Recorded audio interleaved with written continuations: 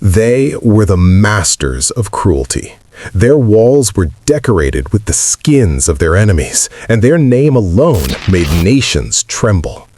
Nineveh was the capital of the Assyrian Empire, unconquerable and unrepentant.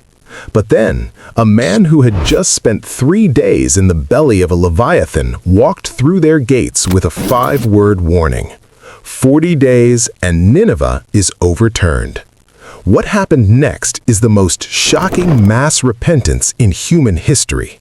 Today, we look at the city that dodged Doomsday. Jonah didn't want to go. He knew that if the Assyrians repented, God would show them mercy, and Jonah wanted them destroyed. After a failed escape to Tarshish and a 3-day ordeal inside a great fish, Jonah arrived at the city he hated. Nineveh was so large it took 3 days to walk across it.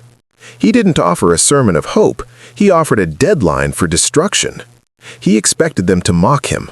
Instead, the city went silent. The response was unprecedented. The king issued a decree. No one was to eat or drink. Man and beast alike were covered in sackcloth, a sign of deep mourning and humility. They didn't just stop eating, they stopped their evil ways and their violence. Why did the world's most violent empire suddenly collapse in grief? Some scholars suggest a recent solar eclipse or a series of famines had left Nineveh primed for a message of judgment.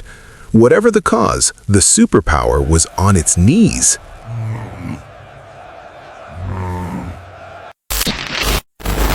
When the 40 days passed and the fire didn't fall from heaven, Jonah was furious.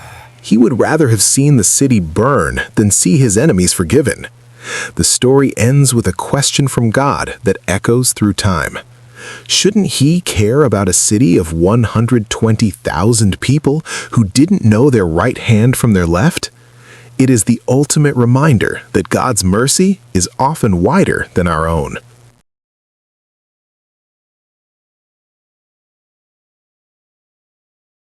Nineveh shows us that no matter how deep the darkness, a single moment of humility can change the future. It's a story about a second chance, not just for the prophet, but for the empire. Is there a Nineveh in our world today? A place people think is beyond hope? Tell us what you think in the comments. This wraps up our session for today. Subscribe to Scripturally to join us for the next journey. I'll see you in the city.